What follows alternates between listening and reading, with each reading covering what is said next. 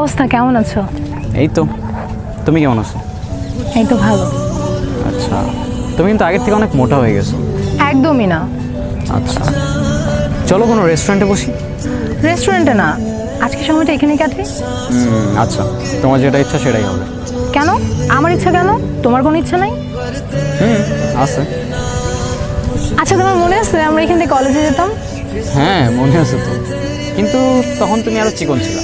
তুমি বারবার আমাকে মোটা বলতেছো, আজকে লেট করে ফেললাম। হ্যাঁ, লেট তো করছোই, বাট তোমার জন্য ওয়েট করতে আমার সেই লাগে। একটা গিফট আছে। কি? For you. ডায়েরি?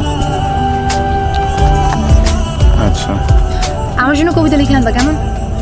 আচ্ছা, এনিথিং ফর ইউ। আচ্ছা, আমি তাহলে আজকে আসি, আমার বাসায় গেস্ট আসছে তো। এত তাড়াতাড়ি চলে যাবা? পারিয়া, শোনো শোনো। কি হয়েছে, এত এক্সাইটেড কেন? তুমি কি রিলেশন মানে জানো? হ্যাঁ, এটা কে না জানে। বলো তো কি? রিলেশন মানে একটা সম্পর্ক। আরে এমন না। তো কেমন?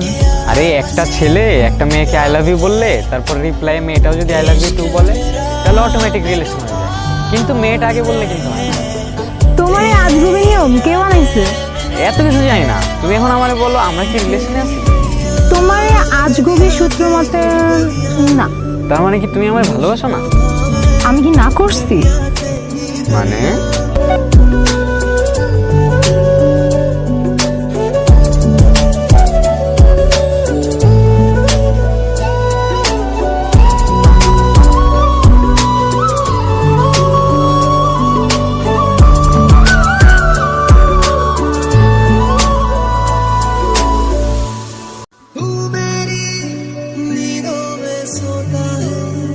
তখন তো তুমি অনেক পাকনা ছিলা। আচ্ছা, তুমি তো তখন অনেক কবিতা বলতা, এখন ওই কবিতাটা শোনাও না। ওইটা? হ্যাঁ।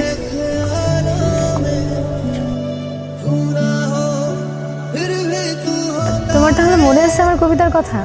হ্যাঁ, তুমি বলবো আর আমার মনে থাকবে না? এটা কোনো কথা? হ্যাঁ, হইছে। আচ্ছা শোনো, আমাদের তো কালকে থেকে আর দেখা হবে না। কেন? আচ্ছা আমি আসি। আচ্ছা আচ্ছা, আমি মেসেজ করবো নি। আর তুমি মন খারাপ করো না তো, আমি সুযোগ পেলে দেখা করতে আসবো।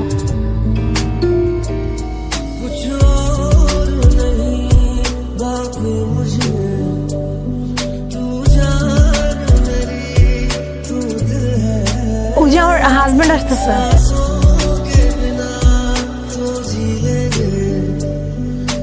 ও নির্জন, আপনারা তো একসাথে পড়তেন, আপনার কথা ওর কাছে অনেক শুনি।